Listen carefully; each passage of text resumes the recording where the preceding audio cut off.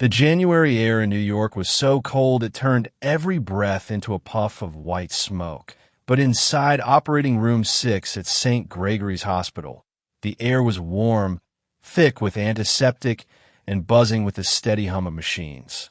Dr. Nathan Cole leaned over the freshly loaded MRI scans.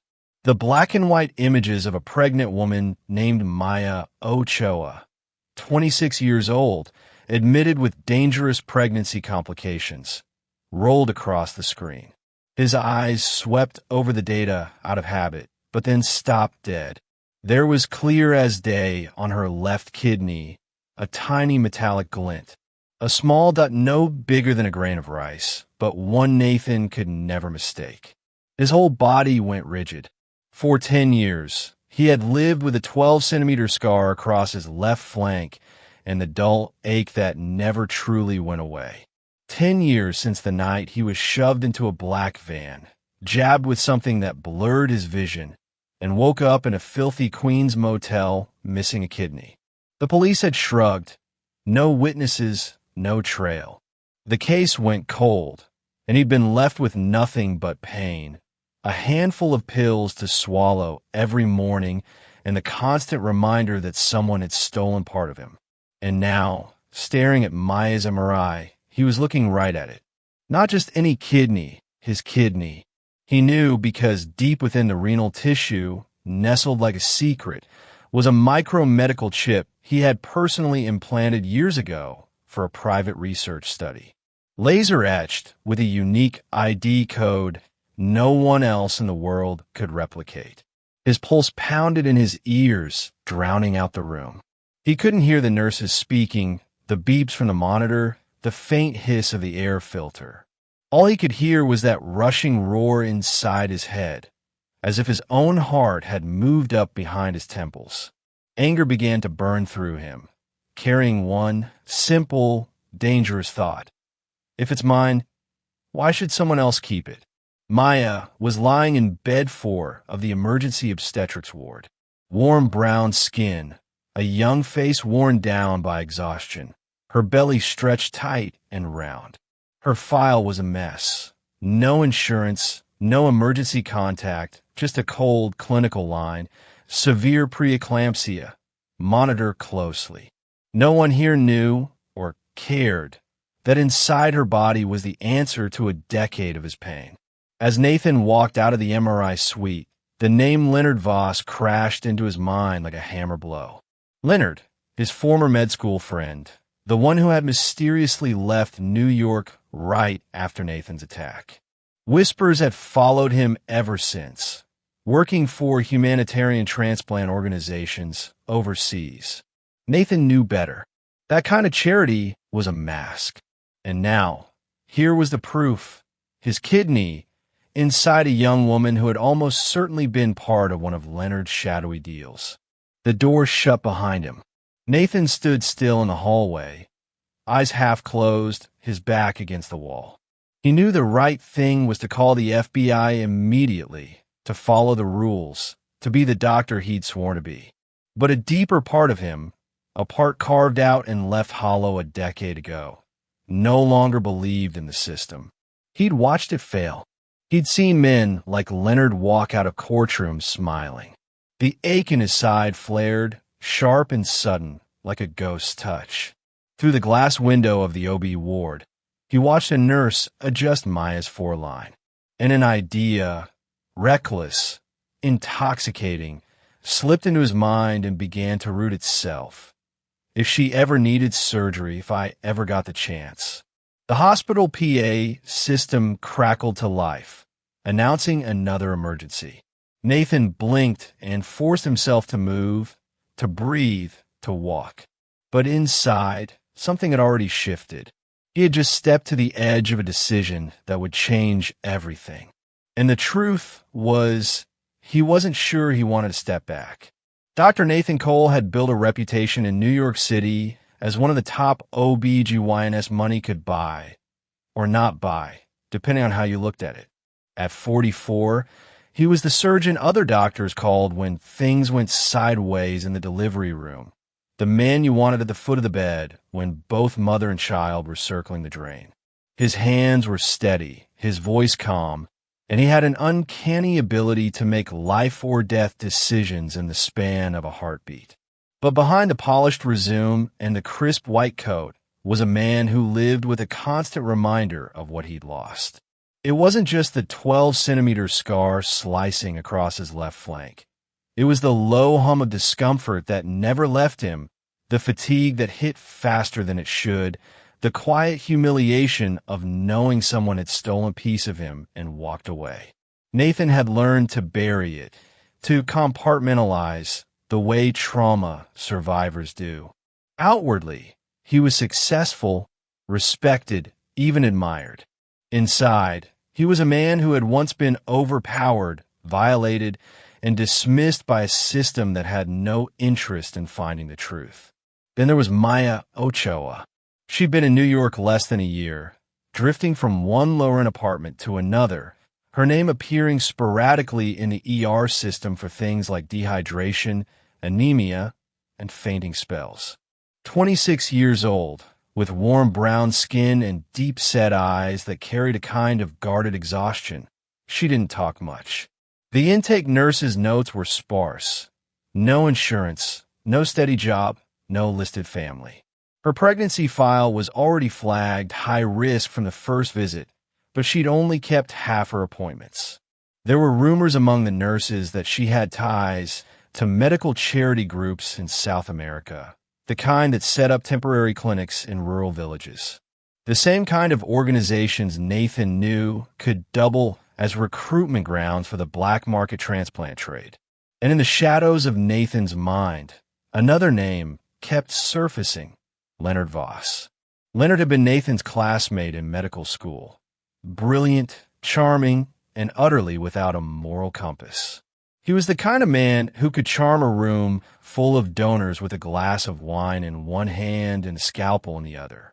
In their early years, they'd bonded over all-night study sessions and cadaver lab jokes, but Nathan had always sensed something cold in Leonard, a kind of detachment that went beyond professional objectivity. After graduation, Leonard had disappeared overseas, turning up in glossy newsletters for global transplant initiatives and humanitarian surgical missions. The medical world praised him as a globe-trotting savior. Nathan had always suspected those missions were a cover for something far darker. The hospital itself, St. Gregory's, was a place where miracles and politics collided daily. It was the crown jewel of the city's healthcare network, where billionaires sent their wives to give birth in luxury suites, and uninsured women in labor were wheeled into overcrowded triage bays. The administration was obsessed with its public image, hosting galas and courting wealthy donors while cutting corners in departments that didn't make headlines. Every doctor knew the unspoken rules. Save lives, yes, but don't rock the boat, don't pick fights you can't win, and never drag the hospital's name through the mud. In that kind of environment, someone like Nathan thrived. He was efficient, decisive, and careful not to get involved in hospital politics. But he also knew how quickly loyalty could vanish. 10 years earlier, when he'd woken up missing a kidney, he'd expected the hospital to rally around him. Instead, there were murmurs about how the incident might reflect poorly on the institution. No investigation, no support, just a quiet suggestion that he take some time off and focus on recovery.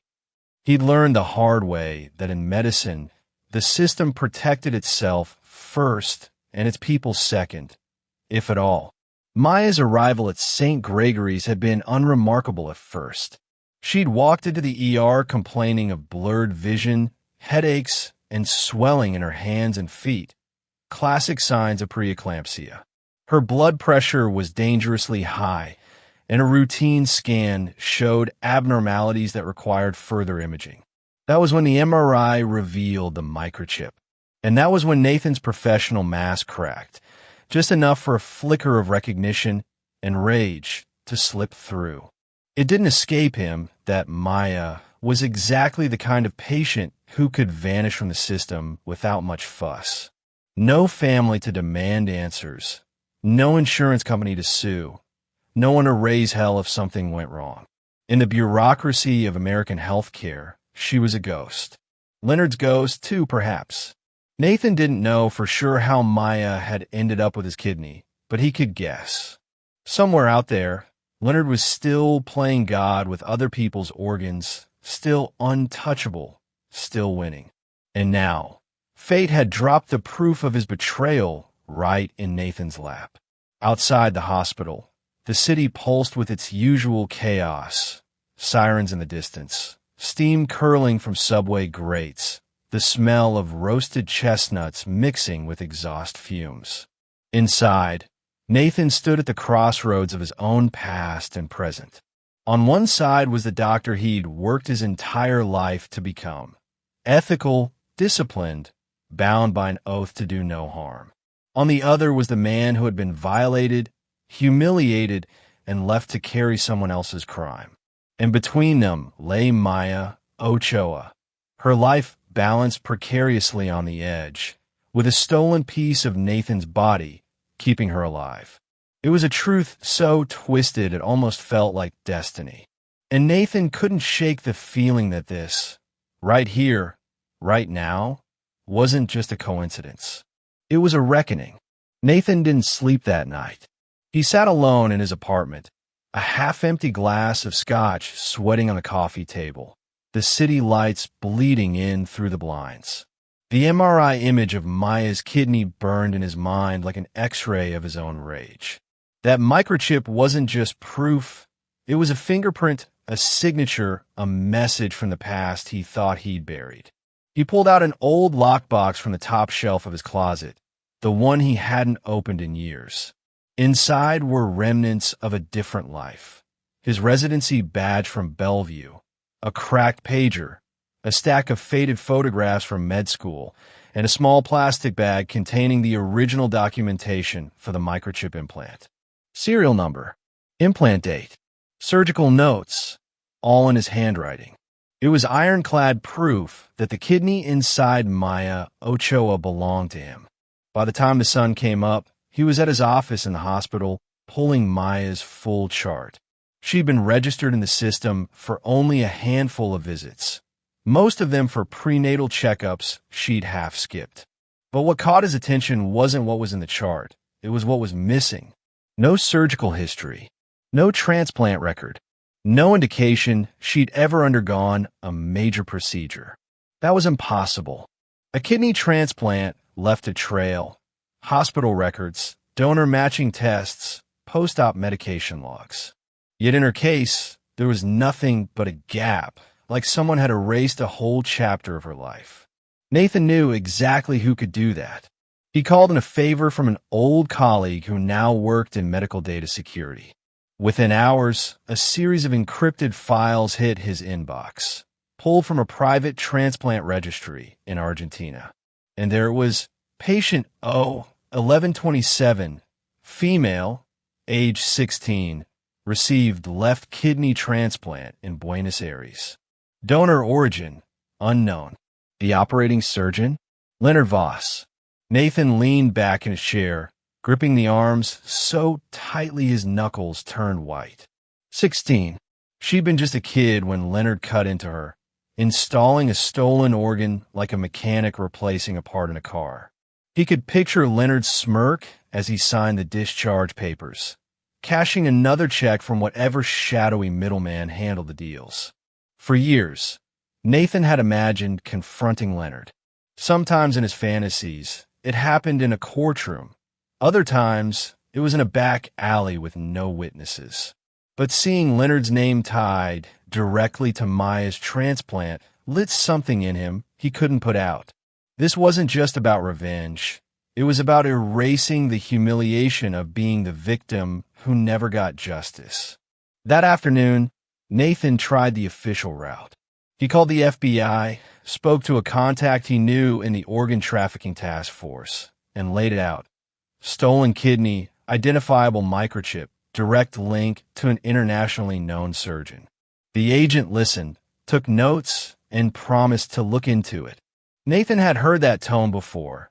It was the sound of a file being buried under a mountain of red tape. Sure enough, By the next morning, the call came. The case wasn't viable. Too many jurisdictional complications. The transplant had happened overseas.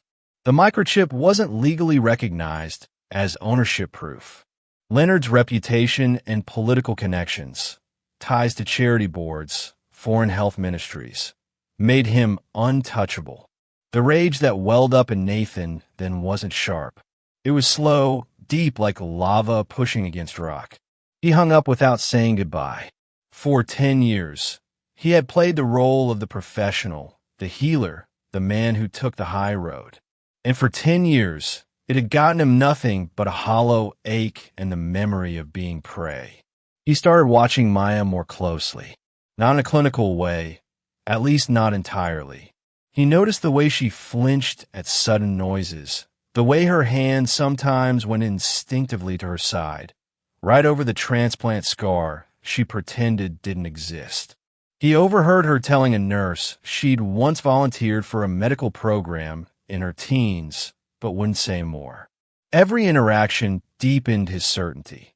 Leonard had taken her kidney transplant from a stolen pool, and Nathan's kidney was now keeping her alive. A kidney he had never given, never consented to, ripped from him under the cover of darkness.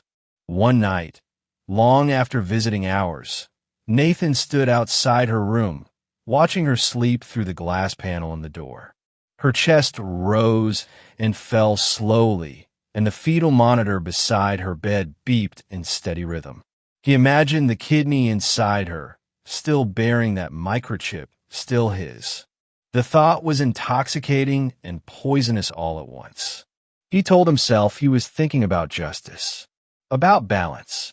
But deep down, he knew there was more to it. This wasn't about saving Maya or even exposing Leonard.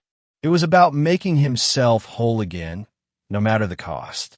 He began rehearsing scenarios in his mind. Maya was high risk. Complications were likely. If she needed emergency surgery, he could be the attending. In the chaos of an operating room, a skilled surgeon could do a lot without anyone noticing.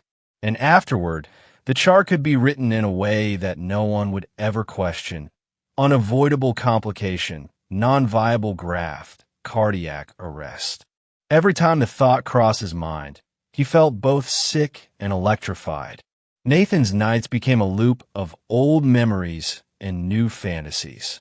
The van, the needle, waking up on that stained mattress, tasting blood in his mouth, knowing something had been taken. The laughter of the men in the hallway outside. The hospital administrator's polite smile when they told him the case was closed. And now, Maya's face, framed by the hospital pillow, her skin glowing under the dim ward lights, with his kidney inside her like a hostage. The official channels had failed him once. They had failed him again now. And as far as Nathan was concerned, he was out of options. The question that had once been a whisper in the back of his mind was now loud, insistent, impossible to ignore. If the chance came to take it back, would I? He already knew the answer. Nathan had always believed that morality was a fixed line, a boundary you either respected or crossed. For most of his career, that line had been clear. It was what kept him steady in an operating room when blood pooled faster than suction could keep up, when a mother screamed for her baby and a husband begged him to save her. It was what kept him from cutting corners, from playing God. But in the weeks after discovering Maya carried his stolen kidney, that line began to blur. It started subtly. He told himself it was professional diligence when he checked Maya's vitals personally at the start and end of every shift, even when she wasn't technically his patient. He began memorizing her lab results, scanning for any sign her condition was slipping towards surgical intervention. He asked nurses for updates under the guise of coordinating care, though the truth was he wanted to know the exact moment her life might dangle by a thread. The justifications came easily at first. He framed it as research, as gathering data, as preparing for any outcome. But at night, alone in his apartment, he couldn't deny the darker layer beneath it, the quiet, relentless calculation of how to reclaim what had been stolen from him without anyone knowing. The hospital had its own rhythm, a constant churn of births, complications, and emergencies. Nathan knew that within that chaos, a surgeon could alter the course of a life in the space of a heartbeat and have the paperwork make it look like fate. He'd seen it happen before. Botched procedures reframed as unavoidable, fatal complications explained away in sterile language. In those cases, the surgeon's motives were usually incompetence or greed. For Nathan, it was something different. At least, that's what he told himself. The dream started soon after. In them, he was back in the operating room, the bright lights glaring overhead, the sterile smell of iodine filling his nose. Maya lay on the table, her chest rising and falling in slow, labored breaths. In the dream, he reached in, found the kidney, and felt the heat of it in his gloved hands. It was warm, alive, his. In those moments, the ache in his side vanished, replaced by a surge of completion so intense it made him gasp. He always woke up before he put it in the preservation box, but the feeling lingered, humming through him like static. He began tracking Leonard's movements online, combing through press releases from transplant conferences, charity fundraisers, and overseas missions. Leonard's smiling face was everywhere, posing with dignitaries, holding babies in refugee camps, accepting awards for humanitarian service. The public saw a savior. Nathan saw a thief who had carved him open and sold him piece by piece. Each new photo was gasoline on the fire. At work, Nathan's colleagues noticed a change. He was quieter, more withdrawn, but sharper somehow. Every movement in the ER was precise, almost mechanical. The nurses who worked closely with him couldn't put their finger on it, but they sensed a current of tension under his calm demeanor, as if he was carrying a secret that made him more dangerous than before. Maya, for her part, seemed oblivious to the storm brewing around her. She trusted Nathan, or at least, she trusted the version of him she saw, the attentive doctor who explained her test results in simple terms, who adjusted her pillows and made sure she had extra ice chips. She didn't know that every time his hand brushed her chart, he was noting how much longer her body could hold on before something tipped it in a crisis. One night, when the ward was quiet and most of the staff had gone home, Nathan stood at the foot of her bed, watching her sleep. The monitors blinked in the dim light, casting green reflections on her skin. He imagined the incision line, the careful dissection, the moment when her body would surrender the kidney. It would be quick, clean. He'd done harder extractions in worse conditions. The only difference was, this time, he wouldn't be replacing it. That thought should have horrified him. It didn't. The next morning, Maya's labs showed a slight uptick in her creatinine levels. It was minor, nothing that would trigger panic, but enough for Nathan to take notice. Her blood pressure was creeping higher, the preeclampsia tightening its grip. The other OBs discussed early induction, maybe a C-section if her condition worsened. Nathan volunteered to be on call for her case. No one questioned it. He was the best they had for complicated deliveries. At home, he began preparing. He reviewed her scans until he could picture every vessel, every suture line from her original transplant. He updated his personal surgical kit, an odd habit for a hospital surgeon, but Nathan had always liked having tools he trusted. He even ordered a preservation container under the pretense of a research project, the kind used to transport organs between facilities. Every step took him further from the man he used to be, but it didn't feel like a fall. It felt like walking toward something inevitable. Still, there were moments of hesitation. A fleeting image of Maya's unborn child, the possibility that her death would mean the baby's too. The echo of his oath, first, do no harm. But those thoughts were always drowned out by another voice, his own, from 10 years ago, lying on that filthy mattress, gasping through the pain, realizing someone had stolen part of him and left him with nothing. And now, fate had handed him a chance to take it back. It was in those quiet moments between rounds or during the dead hours of the night shift that Nathan realized the truth. The line he'd sworn never to cross was already behind him. The only thing left was to wait for the right moment to finish what had begun a decade ago. When that moment came, he wouldn't hesitate. It happened just after 2 in the morning on a Tuesday. The halls of St. Gregory's were quiet in that strange way hospitals get in the dead of night. Dim lights, muffled footsteps, the occasional echo of a rolling gurney. Nathan had just finished a routine delivery when the page came through. OB emergency. Room 4, Dr. Cole requested. His pulse quickened. Room 4 was Maya's. By the time he reached the ward, the atmosphere had shifted from calm to urgent. Maya was on her side, clutching her belly, sweat streaming down her face. The fetal monitor was screaming, a rapid, erratic heartbeat that told Nathan the baby was in distress. Her blood pressure was through the roof, her breathing shallow.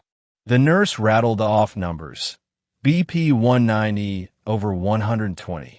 Protein and urine spiking. Vision changes. She says she feels like she's drowning. Nathan nodded, already moving toward the door. Prep for an emergency C-section. We're going in now. There was no time for family consent. She had none. No time for second opinions. This was his case.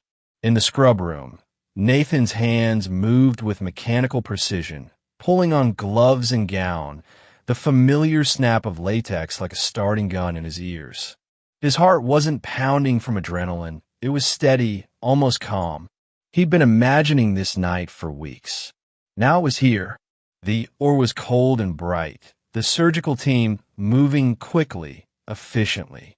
Maya lay on the table, pale and trembling, her eyes glazed from the magnesium drip.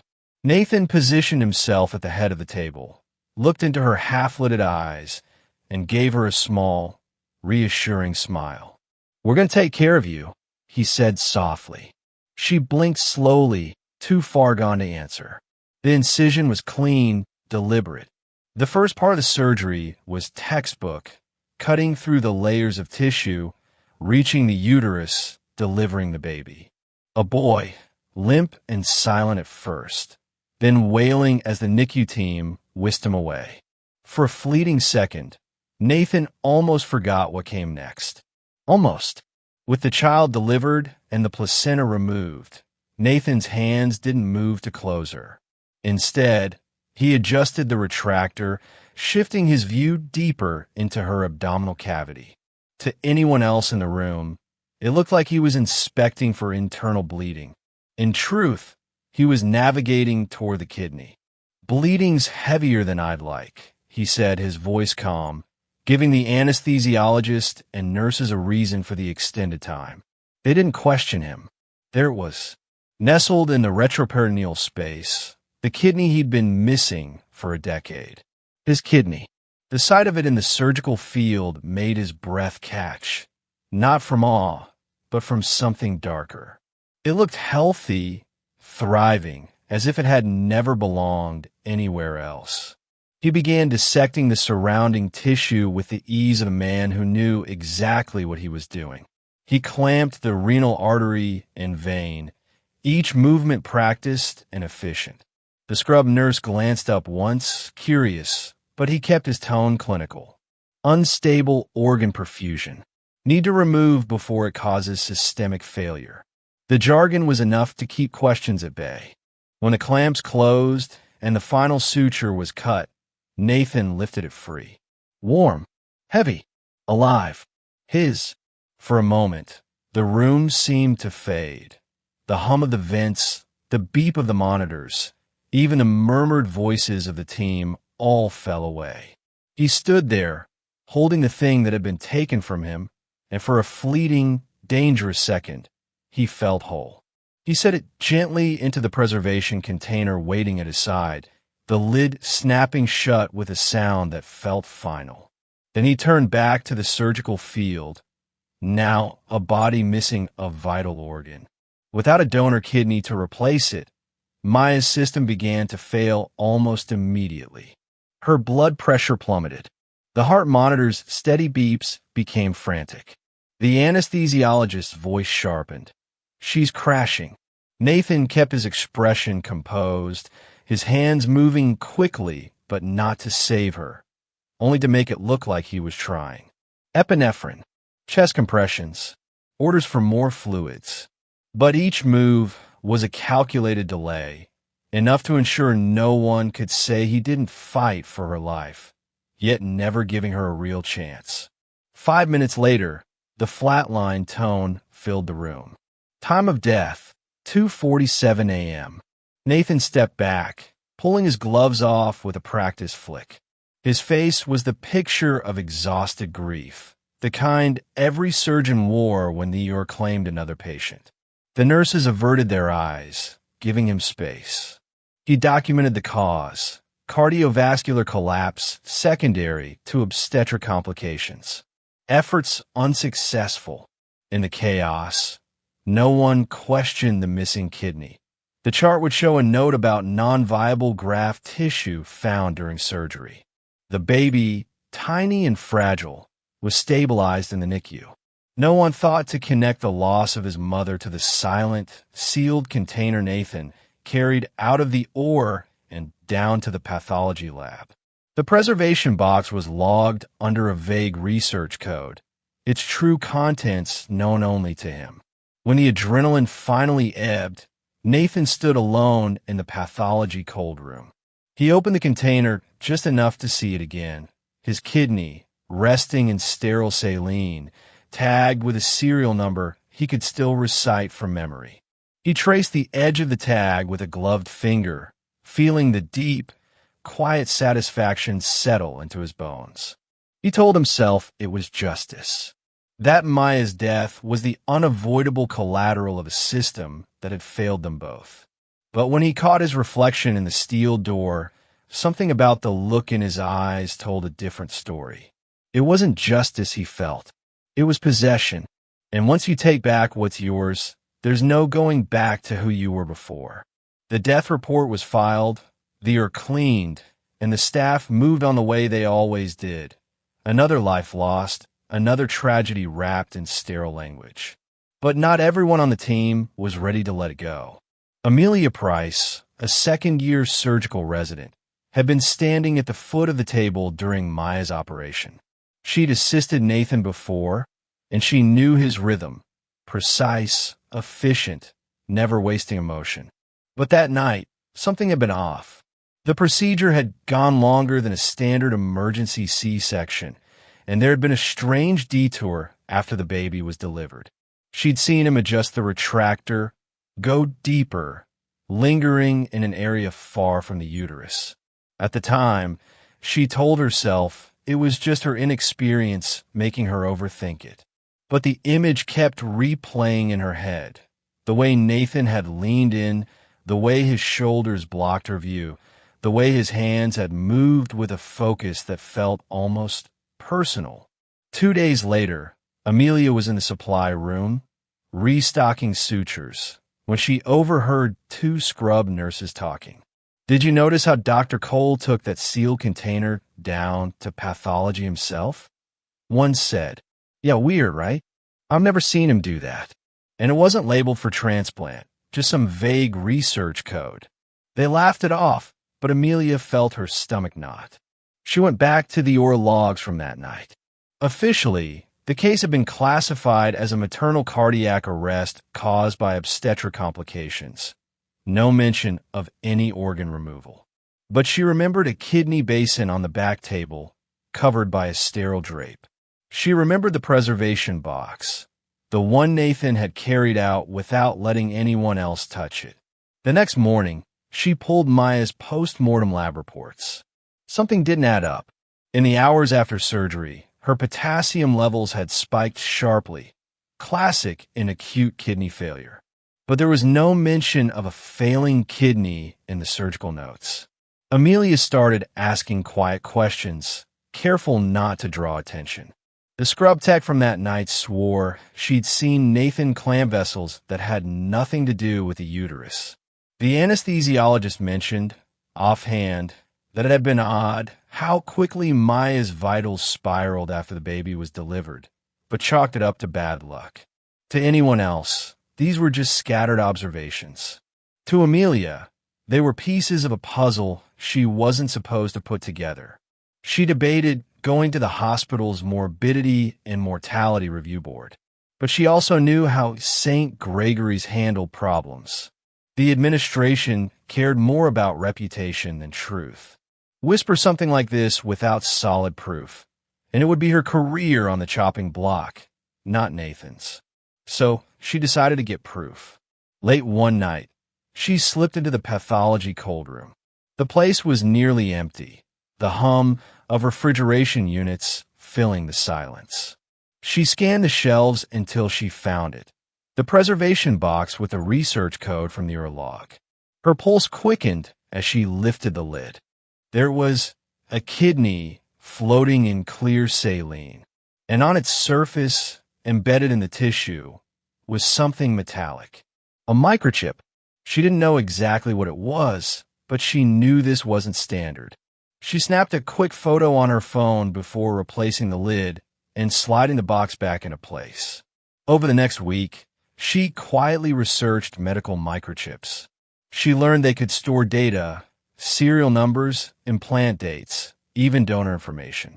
If she could scan it, she might be able to trace its origin. But accessing that kind of equipment without raising suspicion would be tricky. Meanwhile, rumors began to ripple through the hospital.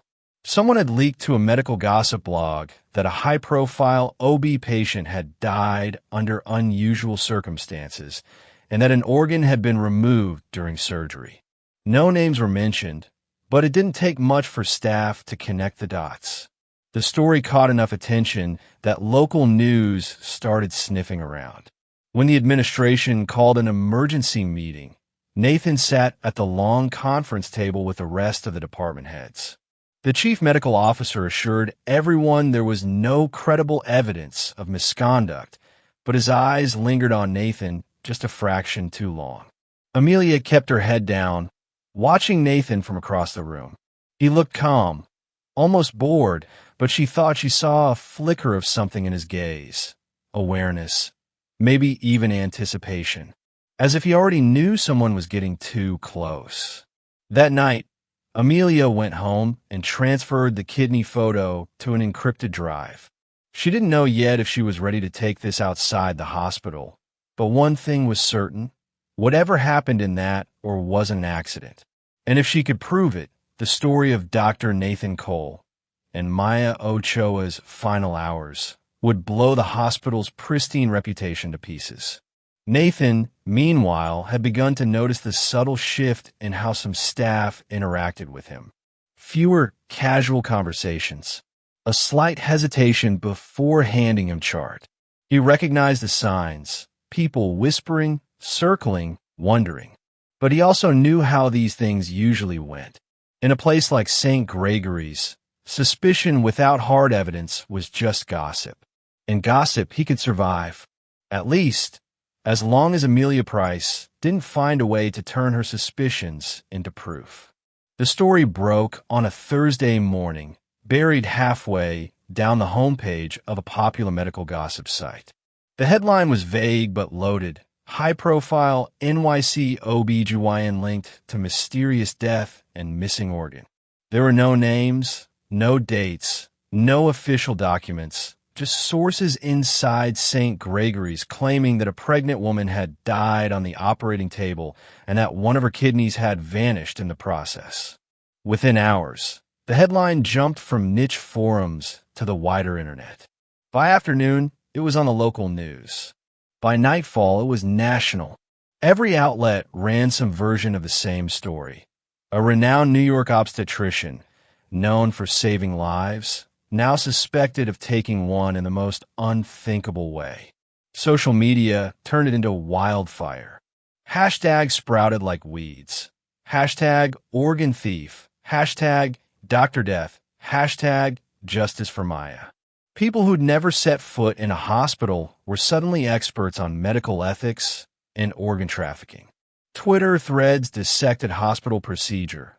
Reddit sleuths tried to match blurry hallway photos to Nathan, and TikTokers made slick, ominous edits of his headshot with captions like he wasn't saving her. He was taking from her. It wasn't long before Maya's name leaked. A nurse's cousin posted on Facebook about a young woman named Maya Ochoa, who died after giving birth at St. Gregory's.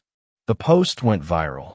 Soon, Maya's face, pulled from old social media accounts, was everywhere.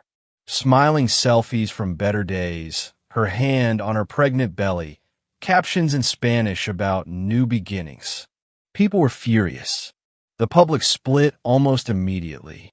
One camp saw Nathan as a predator in a white coat, a man who uses authority to commit an act as cold-blooded as murder. He killed a mother, they said. He killed her baby's future. The other camp framed him as a tragic figure, a victim of organ theft who'd been forced to live with a loss for a decade, only to finally take back what was his. If someone stole part of you, wouldn't you do the same? Talk shows pounced. Cable news panels featured ethicists, surgeons, and ex-law enforcement officers debating whether taking back a stolen organ could ever be justified. Daytime TV hosts clutched their pearls while true crime podcasts launched multi-part special investigations. Every interview, every hot take, every sensationalized headline made Nathan less of a person and more of a symbol. Outside St. Gregory's, protesters gathered.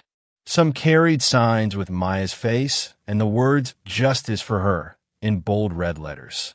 Others held up cardboard kidneys painted with Nathan's name. Across the street, a smaller but louder group waved posters reading "He took back what was his and the system failed, he didn't." Police had to set up barriers to keep the two sides apart. Inside the hospital, the atmosphere was suffocating.